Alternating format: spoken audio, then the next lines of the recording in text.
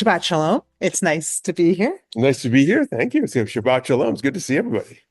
I'm Rabbi Werber. You know Rabbi Barr from Congregation Beth Adam in Cincinnati, and we're thrilled to share another Shabbat with you. I decided it would be a nice week to have you join and do some of the service reading because it's been a while and maybe people miss you. Thank you. I miss everybody. Sometimes. Sometimes I don't. No. Even as we're here, happy to be together, joking around, it has been a challenging week. Monday, we began with Martin Luther King Day. We were reminded of where we were, where we are, and how much we still need to do to get anywhere close to these dreams that we had way back when. Right. And then that day was, of course, shared with the inauguration. And that ushered in days of trepidation for just about everyone, regardless of political leaning. So we know we're approaching Shabbat at a difficult time. And I kind of thought about what can we do? How can we address this time? And I started looking through old Beth Adam books, old liturgy, seeing if there was a reading that would be new to me. And instead I found this complete Shabbat service from way back in the old days. And you joke that I kept too many things. I do joke. And it was on my bookshelf when I got here. Yes. And reflection after reflection in this 1990 service somehow spoke to this moment.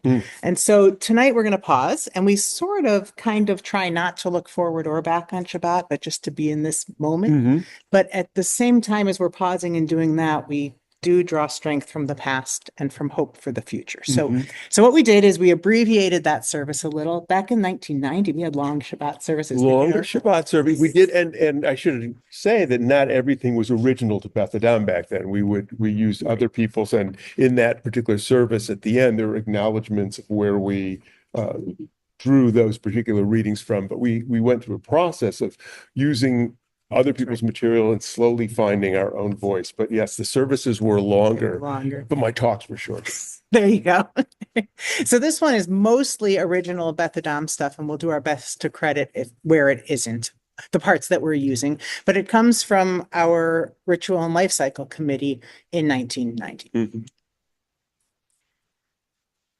As Shabbat approaches, the evening beckons us, inviting us to slow the pulse of our daily activities, to consider a different pace. It is at this time, at the end of our hectic week, that we create a silent space, a place to deepen our awareness of the passage of time. We pause to renew our vision, to refresh our spirit, to embrace the wonders of life. As Shabbat approaches, we dare to dream. The dusk softens the stark light of reality, which often looks harsh, uncompromising, unbending.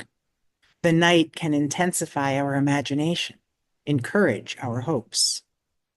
May we use this time, this Shabbat, to renew our confidence. Let us look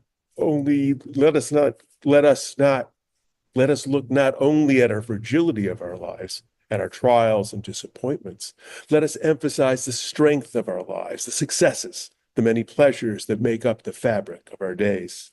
Shabbat reminds us of the passage of time, encouraging us to use our time wisely, giving meaning to our lives. Shabbat reminds us of the beauty in life, allowing us to reflect upon the joys, the moments, the treasured moments in our days. Shabbat reminds us of the values of our Jewish heritage, prompting us to use this time, as did our ancestors, to consider what gives value to our lives. Sabbath is a time becoming so slow that we can feel a tree grow. Come, let us welcome the Sabbath bride. The Sabbath is a place becoming so wide that we can touch our hearts inside.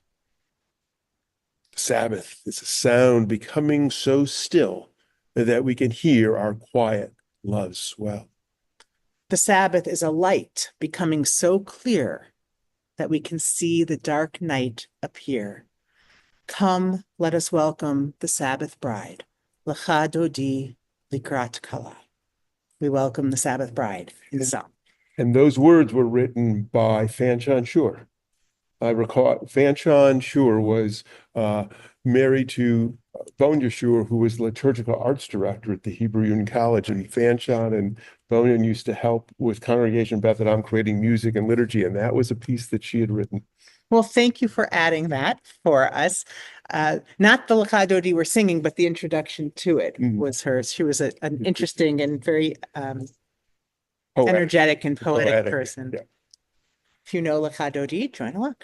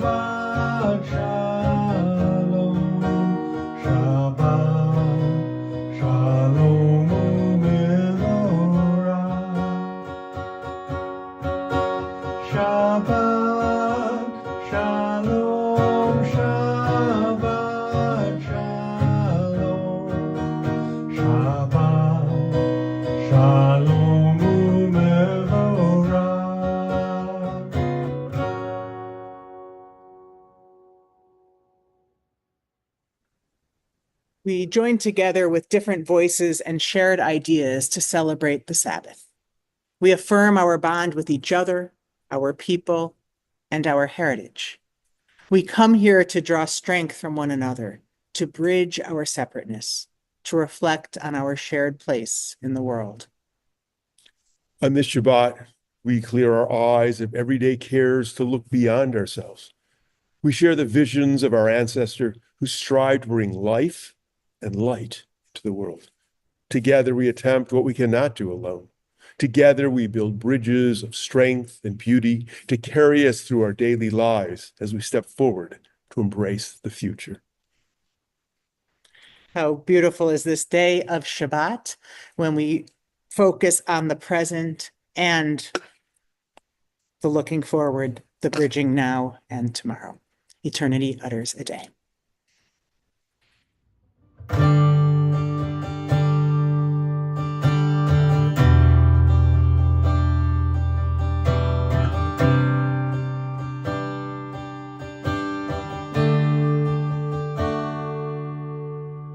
A thought has blown the marketplace away.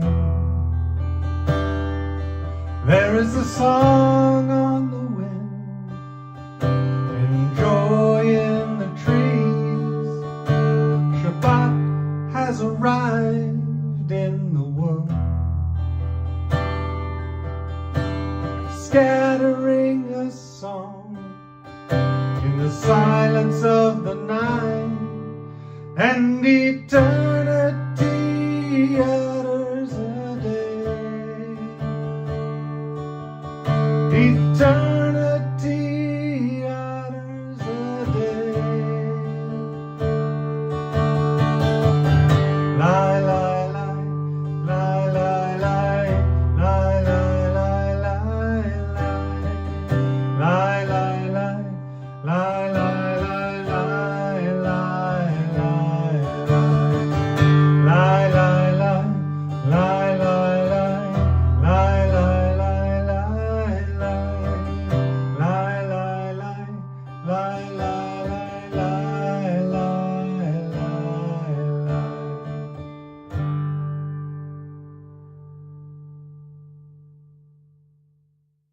As the darkness descends, we light these candles as symbols that the darkness will not be triumphant. Wisdom will overcome ignorance, trust will shatter fear, an open heart is more powerful than a closed mind. As we light our Shabbat candles, we know that the spark of wisdom glows brightly, and the flame of hope is a beacon which illuminates the night. It takes courage to trust and not to succumb to fear, to believe that the flame will endure. It takes courage to stand and speak the truth, to believe that the flame will endure. It takes courage to open one's heart and mind, to believe that the flame will endure. It takes courage to remember the hurt, yet smile again, to believe the flame will endure. It takes courage to go on, believing in possibility, to believe the flame will endure. It takes courage to act, for actions affirm our values. We believe the flame will endure. Would you like to light? Oh, I don't know.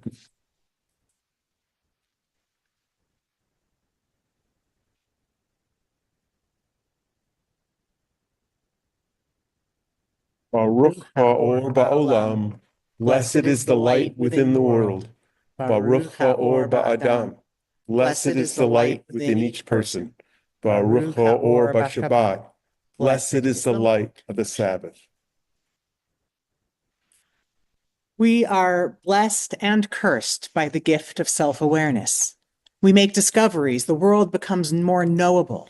We find our place. When there is order, understanding, we are calmed. Nevertheless, we continue to ask questions. Not easily sated, our need to know probes further, driven, determined. Certainty at times eludes us. We accept this, living within the tense bonds of our limits. For comfort and strength, we look inward to our humanity, to history for continuity, and to one another for the connection of community.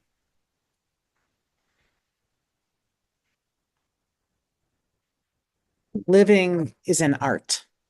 Like artists, we must stop from time to time as we work to reflect on our creation. We must take care not to become too absorbed in each brushstroke and lose awareness of the whole canvas. The Sabbath is one of those moments when we pause in our daily tasks to consider, to reflect. We can then return to our painting with energy, purpose, and pleasure. This evening, we take just a few moments silently to take that time for reflection so that we can return with energy.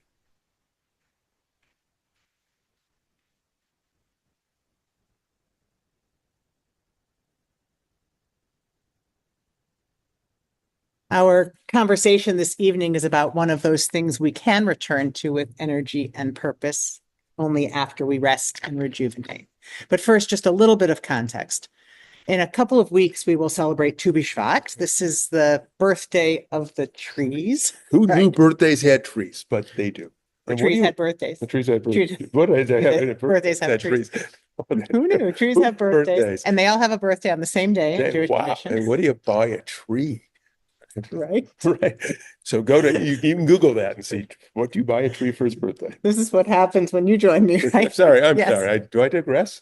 This is the first time. Well, now I'm going to continue, but everyone is currently Googling, what do you buy a tree for his birthday? So it's our birthday of the trees. Don't be sorry. And it's also sort of a Jewish Earth Day. It's a chance to appreciate nature and nature's abundance. And we focus on planting and harvesting. So for those living in Cincinnati, because Tu B'Shvat turns us to the fruits and the nuts and the things that grow in Israel, in the land of Israel, we will be collecting dried fruits and nuts along with some spices for the Life Food Pantry in Loveland. It's one of those things that those are things, dried fruits, nuts, spices that people at the food pantry often don't get. They get a lot of macaroni and cheese and a lot of peanut butter, but they don't get those kinds of things. So we'll be doing a collection in conjunction with Tu B'Shvat. I had the pleasure of speaking with one of our members, Sandy Powers Griffin, who volunteers quite a lot at the pantry and helps so many people in our community, as well as encouraging us to make sure we're thinking of those who are in need. Sandy helps to organize our congregational food collections as well as our chili cooking days. And we have a chili cooking day coming up So stay tuned for details about that. And if you're many of local. you have actually supported Life when we announced it during the high holidays with the food drive. If you're not in Cincinnati, people have made donations, and for the December gift shop that they do. So we appreciate that too, because Life's so important for this community that we're in. Exactly. And the needs is great here and elsewhere right now. Yep. Right. So if you're in town, you can help with the chili cooking. If you're out of town, you can still be part of our collection for the pantry, and you can always support us in those collections. I invited Sandy to talk to us about food insecurity, but also about the people who are using the pantry, because we often forget how close they are to us, right, and what little it takes to be in that position. So we want to talk about who's using the pantry, why is it needed so badly, and the ways that we can help. I'm happy to have Sandy here with us. Welcome, Sandy. I'm so glad we could have this conversation. Thank you. I wanted to start, we talked maybe last week about Jewish tradition and what Jewish tradition has to say about hunger, about food insecurity, about our obligations, but everyone else wasn't with us. So True. I want to just give a tiny taste, because Jewish tradition is very clear about our obligation to care for those who are in need. We have maybe what people know the best is from the Passover Seder, let all who are hungry come and eat. And they meant it, like open your door and everybody should always have something. And especially on Passover, when we're celebrating this time, this time of thinking about the story of being enslaved and then being free, that remembrance that it's at the drop of a hat, that any of us could be in a situation of need. And therefore we remember that feeling from our mythic history, and we make sure it doesn't happen to anybody else. We also talked a little about what's called the tamchui, weird word. It's named for the big pot of food that would have been put out. And in the Talmud, we're told you have to have this. It's essentially an early soup kitchen, and you have to contribute to it. And people have to be able to come and get food when it's needed. And even the poor need to contribute if it won't make them so poor that they need it. Right. Right. So even if we look at other people and we say they have so much more than us, why do we have to be the ones? We have to be the ones because we can be the ones. Right. And we have this obligation to care for those who are in need. And therefore, talking to you about what Life does and what you do and what we can do is very much connected to our religious history.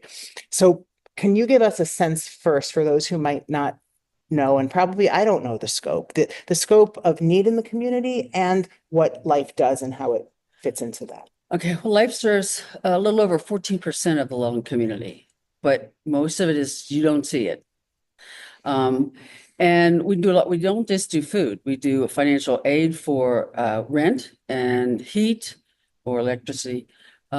We have a deal with a car maintenance guy who'll do general maintenance on cars, oil changes and tire rotations and some minor other things.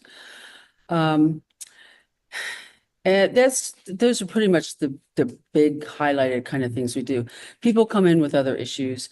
I am now qualified to sign people up for SNAP. Now I can't okay the SNAP, but they can come to me and they know me, so they're filling out the paperwork with someone they know. They're not uncomfortable showing me their stuff, and then I just send it in for them.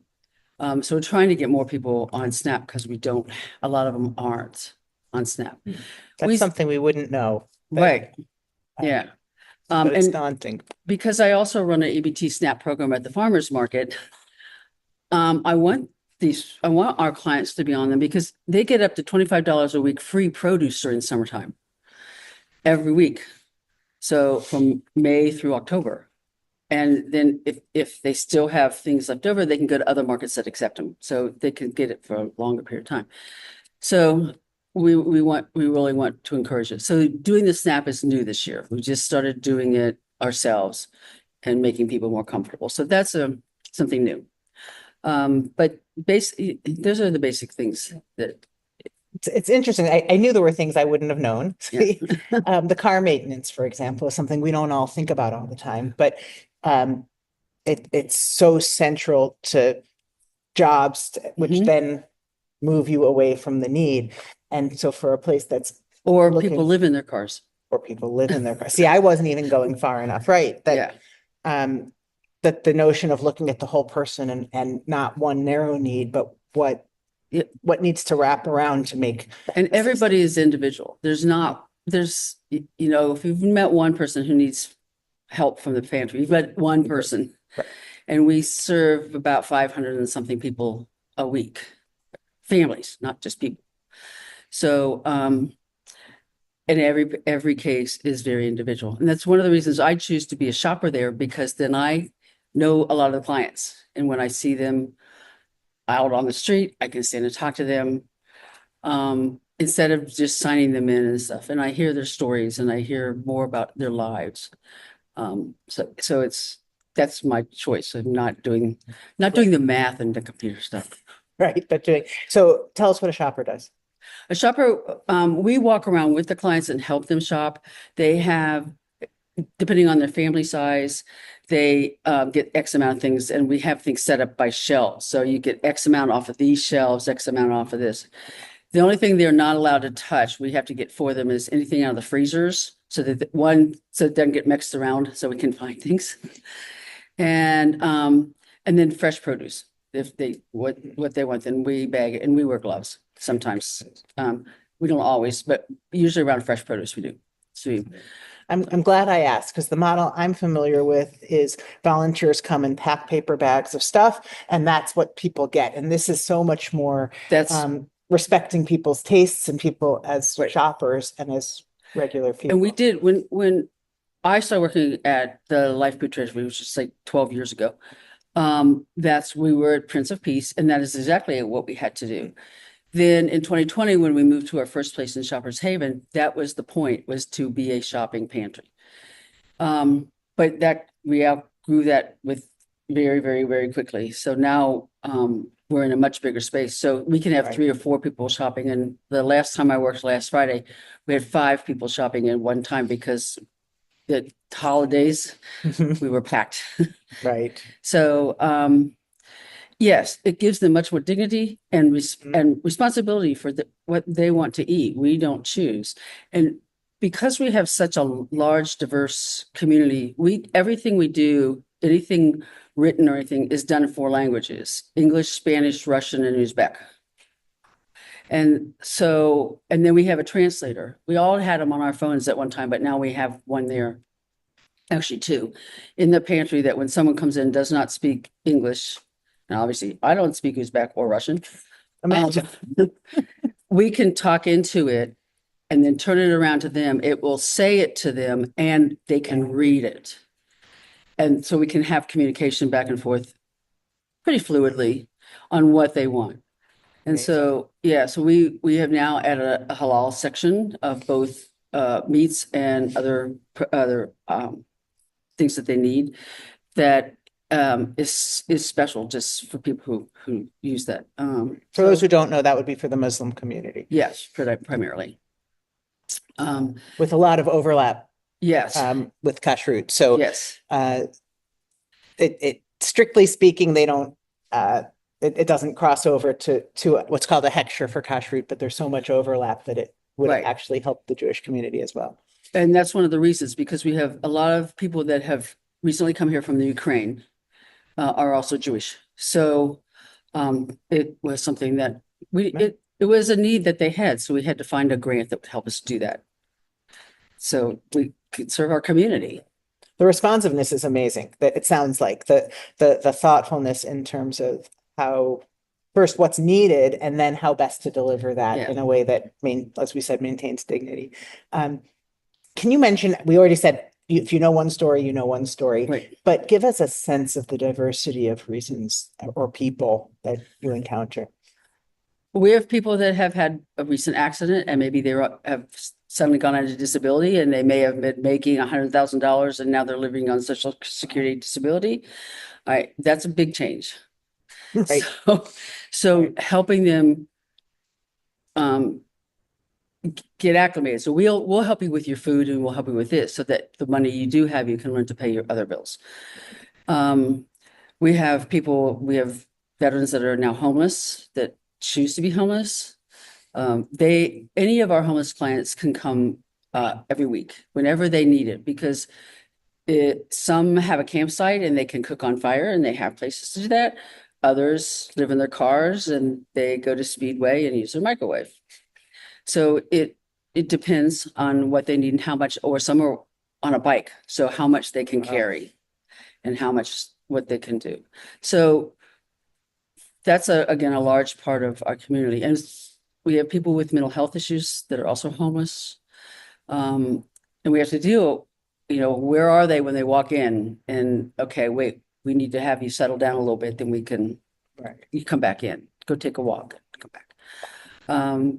And then we have a lot of older generations that like my age, so that are retired and just don't have the money to do. So one of the things we try to teach is we have food. Spend your money on your rent and your electricity. Don't necessarily go to Kroger's and things like that. And then yesterday we just learned SCPA just opened up a food pantry for dogs in Blue Ash.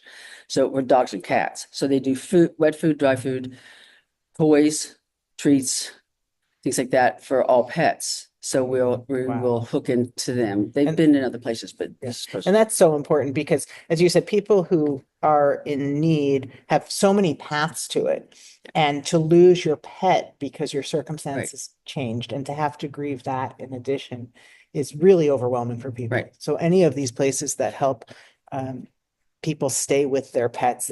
When people first hear that, I've seen them go, well, why are we feeding the pets? Why do they have their pets? But if you think of the way a pet is part of your family, you would never say, you don't have enough. Why do you have a child? Right. And pets are that companionship. So I didn't know about Blue Ash, but I'm thrilled to hear that as well. You didn't mention the immigrant population as well. We have a very large Russian, Loveland has one of the largest Russian communities in the city.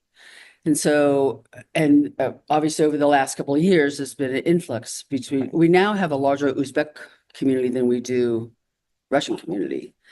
And we've learned that Uzbeks, the only way they shopped in Uzbekistan was at food pantries. They don't have grocery stores. So this is this is how they do things. This is normal for them.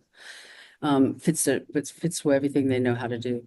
So I didn't realize that. I'm going backwards because when you said something, I wanted to highlight it and I forgot to. So that's going backwards. You mentioned the people, the veterans who choose to be homeless. We need to sit down another time to talk about that. Mm-hmm. I've had a conversation in the past about that, and it was enlightening in terms of the way all of these systems work and life works. There are people for whom homelessness is the best choice. Yeah. And it's hard for those of us who have not experienced that or live in that world to understand that. I don't know if you want to give a couple sentences. There's no way we can address that fully now. A lot of our veterans come back with some mental health issues, and living in a confined space is very different and difficult for them. They need to be outside. They need to and feel that they can find their own shelter or their own safe space and not be told where that happens to be. That seems to be one of the biggest issues. Because coming in, they feel like they can't get out, and they're particularly if they had been a prisoner of some sort for even a short period of time. Right. We don't address their mental health issues. We can't do that, but we at least accept them where they are and know that they have to be okay when they come in, and whatever we can do to help them, if they're in an agitated state or if they're afraid, whatever we can do to help, we do that. It's a tremendous gift because, there's some tension in the social services field in terms of, do we expect things? Do we, in order to give, and what parts of the puzzle do we have to put together? And the reality is that certain needs need to be met, and it's not our place to determine the stuff outside of that. And it's really a gift when somewhere like Life can say, we're meeting people where they are and giving them what they need, and we only interact with them for maybe 30 minutes. I mean, it's not like this is a long period of time, but you have to take someone where they are. Yeah. You can't pigeonhole them into something else. Right. So another one of our clients are often grandmothers that are taking care of all their Oh, wonderful. and particularly we have one who she has 3 daughters and 8 grandchildren all living with her in the same house. And she's the caregiver. So Yeah. yeah, that's a big Definitely. Yeah, responsibility. that is. It's a Wow. long shop. Right. Right. Wow. Can you tell us a little of what two things at once? I think they'll go together. If there are misconceptions about what's needed and how things work and what we can do as a community. Needs are obviously, particularly during January, February, March. Nobody donates to pantries. They do it in November, December. We get inundated with huge food drives and coat drives and things. But January, February, March, and then the summer months, again, it's not in the forefront of people's minds. Now, right now, when it's as cold as it is, we may be getting more things than we have in the past. But so those are hard times, and that's when some churches, they have a monthly collection, and they do that. Some will do, if they're doing a small thing like spices or something that's not very expensive. Anytime you walk into the building, before you can walk into the building, you have to bring whatever this item is and put it in a barrel. And that's really, really helpful. And in terms of spices, people don't think of salt and pepper. So we get tagine, we get cayenne pepper, we get those kinds of things. We have basic salt and pepper. Wow. There are things that people can't use their SNAP stuff on, like diapers, and we do something with the diaper thing, Sweet Cheeks. We get some diapers and things from them from time to time. But the diapers and personal care items, none of that can be bought with SNAP. They have to pay for that themselves. And those are very expensive items, particularly diapers. And if you have, like my grandmother who has like 4 kids under the age of 3, that hurts middle or upper middle class income. Those kinds of items, right? So for somebody who's really on a fixed income, those things matter a whole lot. Yeah. And basically like flour and oil, another thing that we just don't always have. We do not ever need beans of any sort or corn. We get a lot of notes here. And like as we talked about doing one for Two Spot here and doing fruit and nuts and they're like, yes, that sounds so cool. And then we're trying to put together a recipe to put with each one of those things, like make granola, how to make some granola, or how to do trail mix or something using these fruits, these nuts, and then making sure we have oats and other things to go with it. What a great idea. And that underlines the fact it's because you're in need doesn't mean you eat macaroni and cheese and beans all the time. And those pieces that allow you to cook being important. When I mentioned dried fruit and nuts, as we came to that, Sandy's response was, we never get that. They never get that. And I think from the outside, we often say people don't need that, when in fact, we all want a variety of things. And that's kind of why we chose to stay in that theme, to give something that's not always good. And all different cultures need different things too. So when we do get like dried raisins, or we get raisins, or we get some nuts, you will see certain people are always gravitated toward them, and it has to do with their culture. It doesn't have to do with any, like me walking in. It wouldn't have something to do with me because I don't usually cook with pistachios or things, but other cultures do. And it's like, oh my gosh, they've got these things. And so then they get to pick a special meal that they hadn't been able to do. We don't know what that is, but they know what it is. They know, right.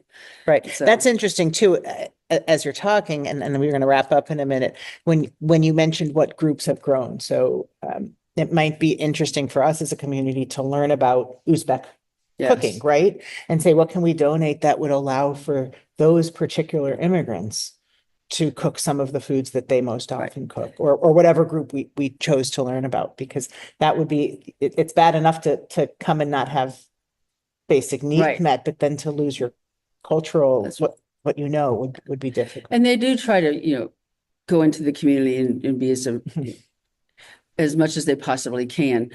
But yet, there's special holidays that we don't know what they have. And when they find those things, then they can do something to go back, to remember their home and to remember. Right. I mean, I would think immigrating to another country, particularly during a time of war, would be very difficult.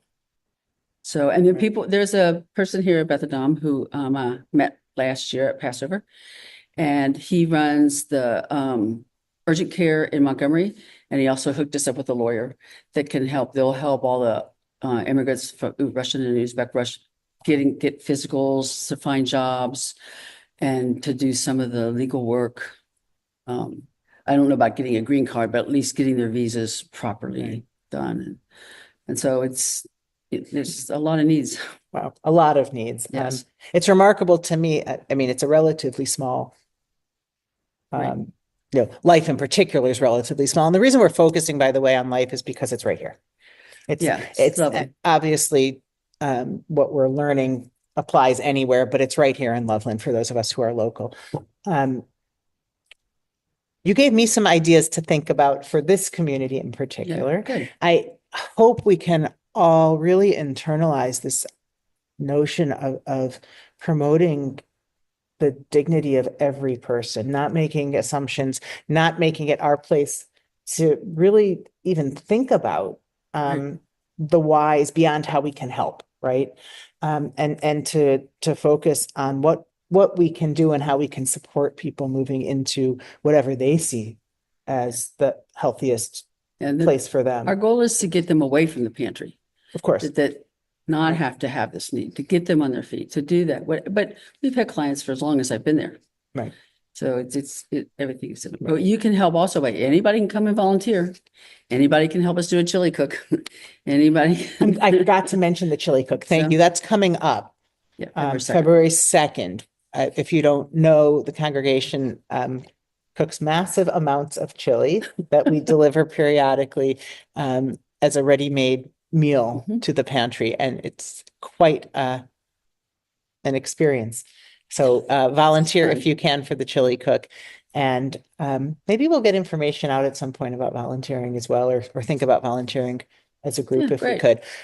As Jewish Vat's approaching, I hope you'll also remember, join us for the gathering if you're in town, and remember to bring some donations so that we can bring some freshness to the pantry in these winter months when it's very much needed. And thank you, Sandy, for joining us and for all you do.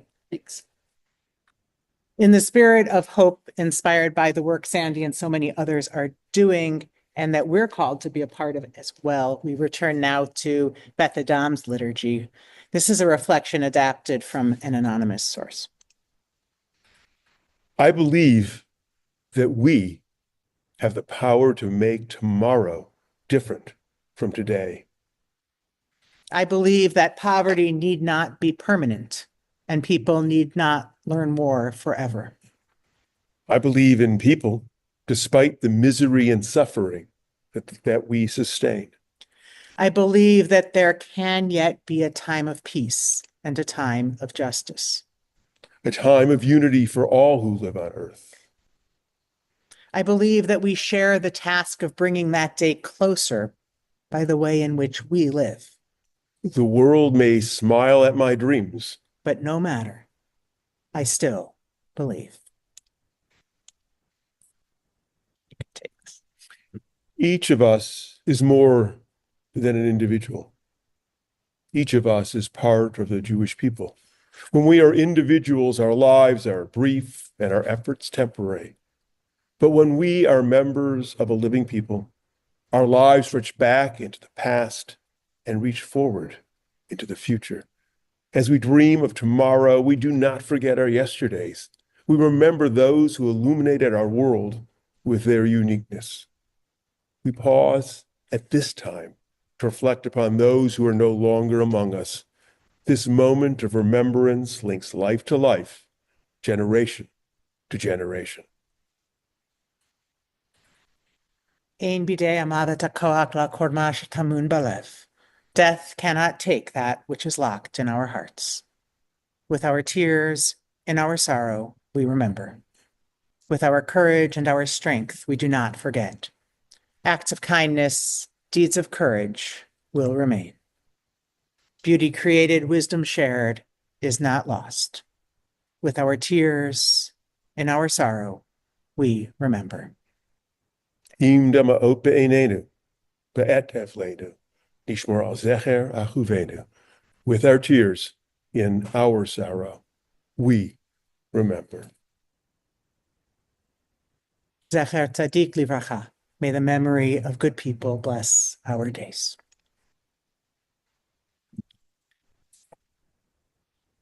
Turning from memory to the joy of Shabbat, we join in our blessing for wine.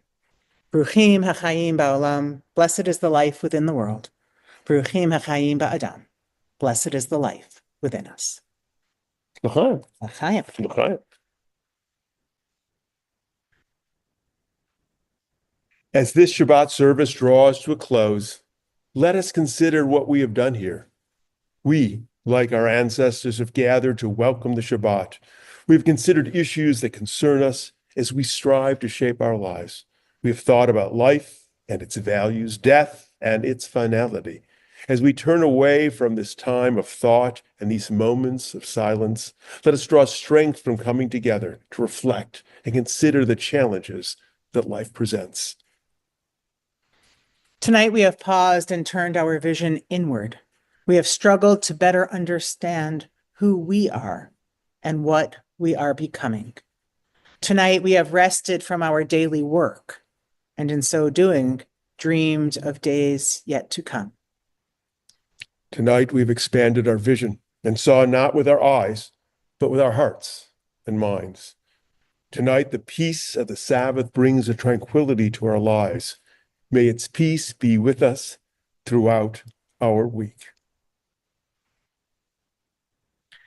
Our closing benediction is a little bit different tonight. It is Debbie Friedman's Tefillat HaDerech, a reflection, a prayer for the way, for the path, the road ahead.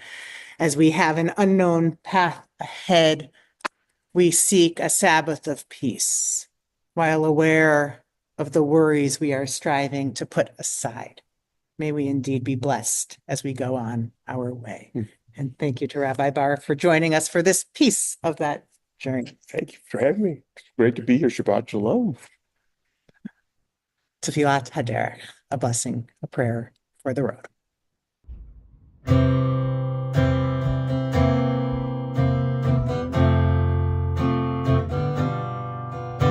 May we be blessed as we go on our way. May we be guided in peace. May we be blessed with health and joy. May this be our blessing. Amen. Amen. Amen. May this be our blessing. Amen.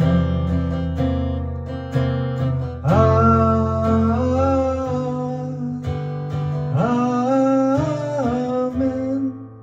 May this be our blessing. Amen.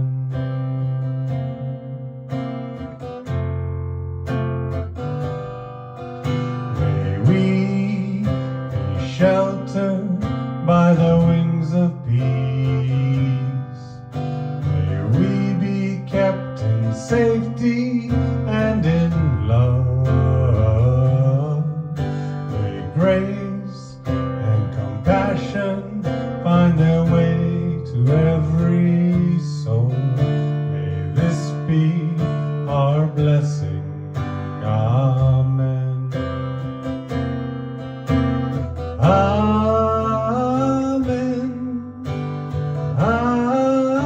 Amen. May this be our blessing. Amen. Amen. Amen. May this be our blessing. Amen.